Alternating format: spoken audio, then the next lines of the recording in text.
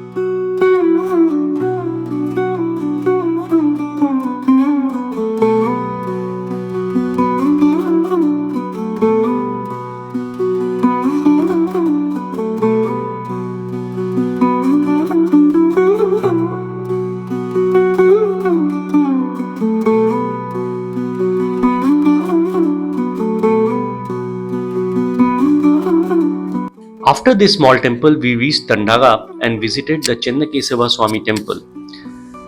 Thandaga is located in Thuruvekere Taluk, Tumkur district and is home to the eloquent and brilliant master priest Chennakesava temple built here by the Hoysalas in the 12th century AD. For reaching the temple, drive through National Highway 48 towards Kunigal, Yedur and take right turn at Mayasandra towards Thuruvekere. From Nonavikere, take a left turn towards and in about 7 kilometers at Duraghatta another left turn. From here, Thandaga is another 5 kilometers. The Chennakesava temple at Thandaga is dedicated to Lord Vishnu. The temple seems very simple in its external features, but it's very rich in its interior. It is basically an Ekakuta temple housing a beautiful idol of Chennakesava. There are 9 different types of ceilings in the main hall. The door frames and pillars are extensively carved. There is Malleshwara temple in the village which is older than Chennakesava temple, but we could not visit that. We could not enter the sanctum as the temple was closed, but later I realized that the priest lives nearby the temple and will open the temple for visitors. The temple is east facing and is built in Ekakuta Chala style. It consists of a sanctum, vestibule, Navaranga and Mukhamandapa. The Mukhamandapa is supported by 2 lathe turned pillars and 2 pilasters. There is an unusual sculpture of a man bowing his hands in reverence before the Lord in Mukhamandapa. The Navaranga is a closed hall and is also supported by lathe turned pillars. The ceilings are domes with Padma design except the central one in which a ribbed dome rises over 2 sets of cornerstones carved with rosette friezes on the side and lion faces on the lower surfaces. 2 niches can be seen in the western wall of the Navaranga without their original deities. There are perforated windows on both sides of the door jambs of the Antarala. The lintel of the doorway has a carving of Gajalakshmi. The exterior walls are decorated with Vishnu, Ugra Narsimha, Uma Maheshwara, Brahma, pilaster designs, turrets, floral motifs and geometrical patterns. There is an oath stone at the entrance which is believed to have immense power.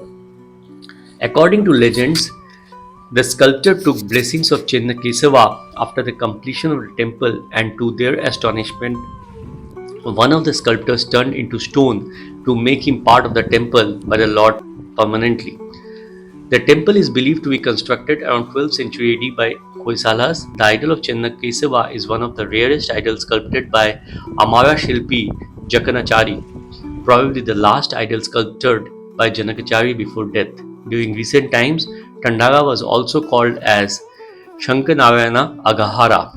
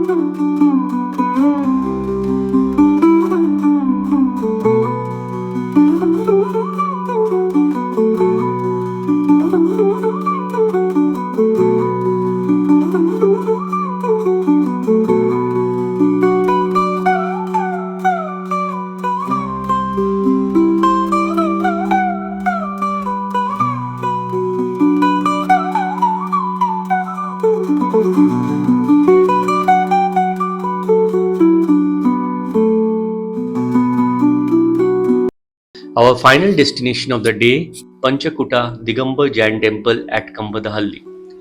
Panchakuta Basadi is located in the Kambadalhalli village of Mandya district in Karnataka.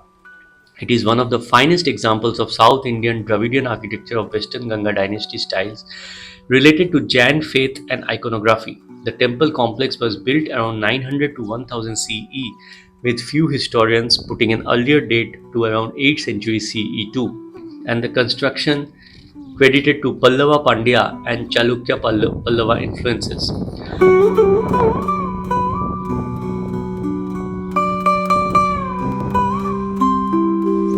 Kambadalhalli means in Kannada village of pillars is located around 18 kilometers from the famous Jain site of Shravan-Belgola on the Mandya-Shravangola highway and gets its name from Brahmadeva pillar Manastamba erected in front of the temple. The pillar is around 50 meters high and is one among the very few high-raised ancient Mahastambas in South India. Its base is octagonal in shape and carvings of Ashtadikpalas can be found here. An inscription in the Mahastamba dates back to 1118 AD. Another inscription calls the place Kambadalhalli, which is dated to 1145 AD. Inscriptions found at the temple reveal that the temple complex has been renovated during later centuries during the Hoysala rule. Talking about the architecture, as the name suggests, the temple complex of Panchakutas, that is 5 different Garbhagrihas. The temple is made up of 3 kuta and a Dvikuta.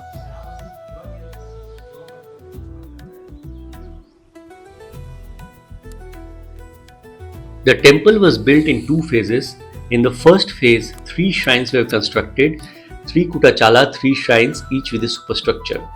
The central shrine faces north, 1 shrine faces west, and the other face east.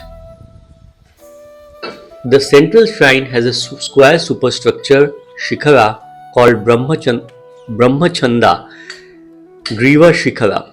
The west and east facing shrines have superstructures called Rudra Chanda Griva Shikhara and Vishnu Chanda Griva Shikhara respectively. They are 3-dimensional, with the first tier or tala measuring a third of the total height of the tower and the second tier measuring 1/2 of the height of the first.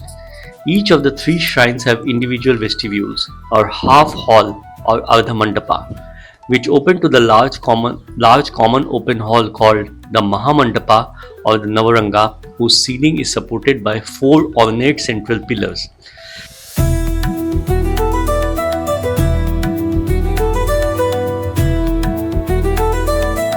At the entrance to the shrines are the guardians to the 8 directions Ashtadikpalas with their consoles and vehicles Vahana.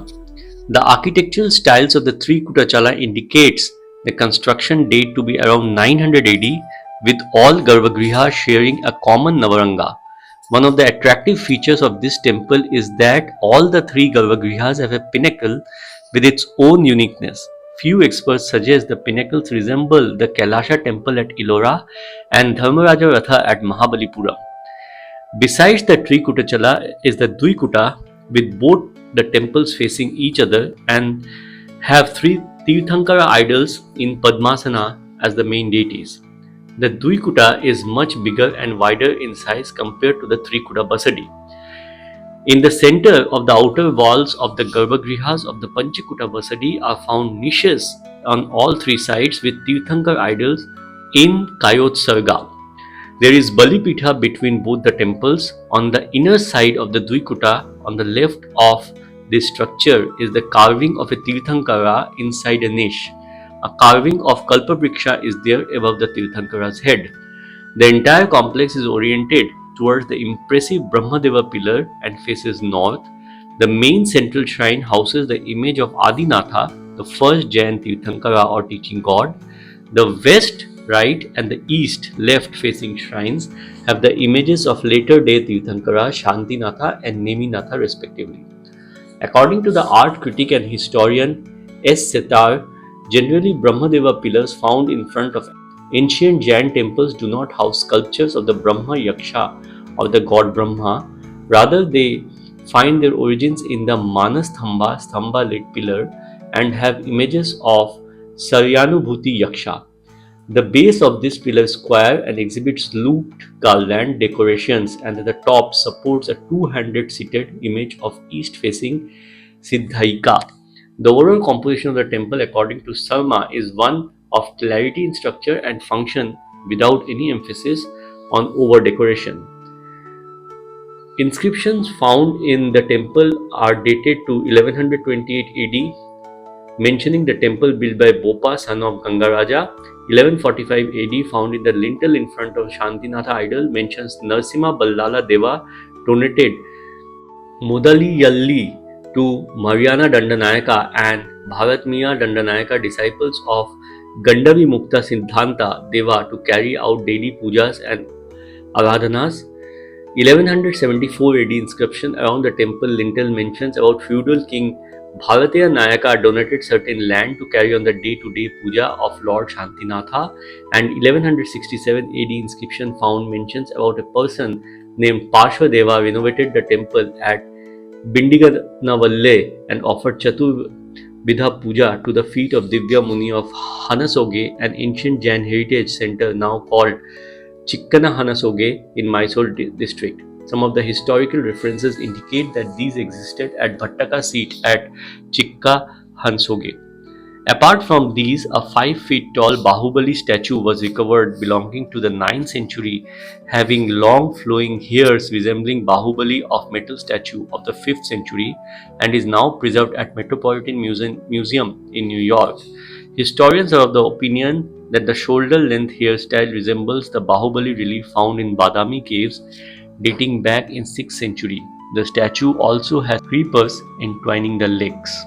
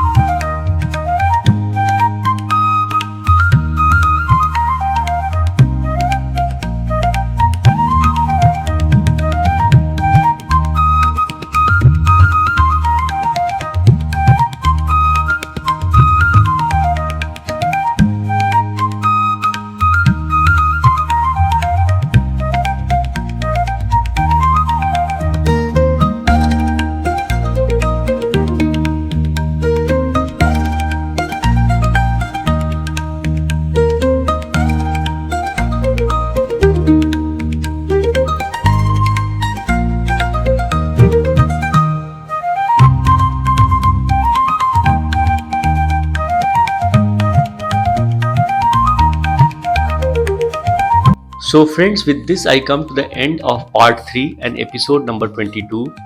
I do believe that you did enjoy this entire episode too. Please keep following me for this amazing journey for the remaining episodes. Till then, do take care of yourself and bye for now.